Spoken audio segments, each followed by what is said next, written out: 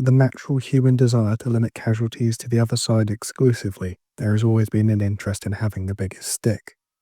But prior to nuclear bombs, there was a considerable amount of effort that had to be put into place to make that happen. So who put in the most effort and when? Well, if your knowledge of war is better than basic, it's probably not going to surprise you to find out it will be during the First World War. But the largest planned explosion in history until the Trinity test remains to this day relatively unknown, and the battle it was in less so. So it's the 7th of June 1917. You're a British or Anzac unit, and you've been staring at the German high ground for 3 years. Your trench has a foot of water in the bottom of it. The rats are everywhere, and the German artillery fire is sporadic but constant. There is not a force on earth that could compel you to climb out the top of your trench, but those are in fact your orders.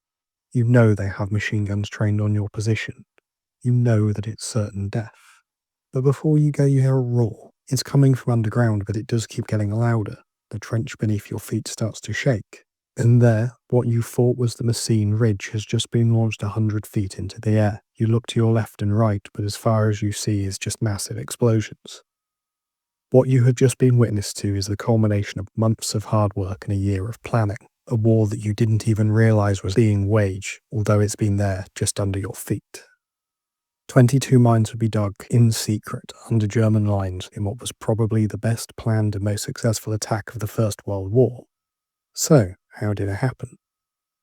To put Messines Ridge into perspective, it sits here at the southern end of the Ypres salient, which would be one of the deadliest places to be on the Western Front, being responsible for almost 1 million casualties across the 5 battles that would take place there.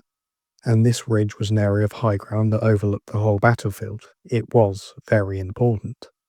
British plans to take the ridge date back to 1916, where in a much smaller attack, 4 mines would be dug under German lines. But before they could complete this, the Germans would attack the French at Verdun, and needing a quick response, the British would attack at the Somme to relieve pressure. But the rush job with the planning would make the Somme the deadliest battle for the British Army to ever occur. And seeing this, the idea of undermining German lines would once again take hold, with an officer corps eager not to repeat the mistakes of last time. So in this, the British would get ambitious. It wouldn't be the first time an underground mine would be used in the war, and with the tactic dating back to the introduction of gunpowder, it's not like it's a strategy the Germans would be caught off guard by. The plan was laid out, however. An overwhelming attack from beneath would decimate both the front and support lines of the German trench network. This became the only way officers could foresee victory, so they began to dig. Now, there's a reason why this attack was so unprecedented, and that was that many thought it was impossible. The geography of Flanders isn't unusual for this area of the world. It's around 70 to 130 feet of sand that's completely saturated with water, and then an impregnable clay layer at the bottom. This is the infamous blue clay that you'll see in most contemporary and post-war sources. But this meant that any tunnel that would be dug had to be deep, and to many it was too deep. This, in combination with the fact that a low spot in the clay would cause the tunnel to cave in and flood with water, it was far from an ideal place to go tunnelling. But the 4 mines dug earlier gave hope to the plan, so they would get to work digging 18 more. In truth, the plan's relatively simple. Dig under German lines, plant a big bomb, seal the tunnel behind you, and then detonate. But implementing it would be hard. At Messines, there was a lot less of the tunnel warfare that's been mythologized by the media. The hand-to-hand combat in cramped conditions did occur up and down the line, but in this case, German engineers believed it impossible to dig that deep. The risk had been brought up, but on the 24th of May, just 2 weeks prior to the attack, the lieutenant colonel of the mining troop in the 4th Army said that undermining attempts had all been stopped by his countermeasures. So the clay kickers would go, inch by inch, under no man's land. But over the course of a year, they would do it. They would dig 18 tunnels with 4 spur branches and set charges. And they were massive, consisting mostly of amatol and each weighing between 30,000 and 100,000 pounds.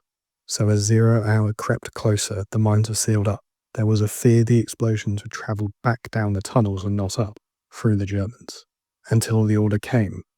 At 3 in the morning on the 7th, 19 mines would successfully detonate, and leave a relatively easy attack for British and Anzac forces taking the 3 primary objectives. But it's the First World War, so nothing would really come that easy. The Battle of Messines Ridge is simply a prelude to the Third Battle of Ypres, better known as the Battle of Passchendaele, which would be one of the deadliest battles of the war, with between 400 and 800,000 casualties on both sides, which would make the roughly 20,000 from Messines seem insignificant.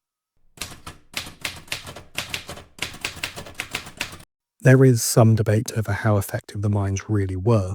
To the Germans in the post-war years is often seen as one of their greatest losses. The sudden nature of the attack took them off guard, and the size of explosions led to a great loss of life.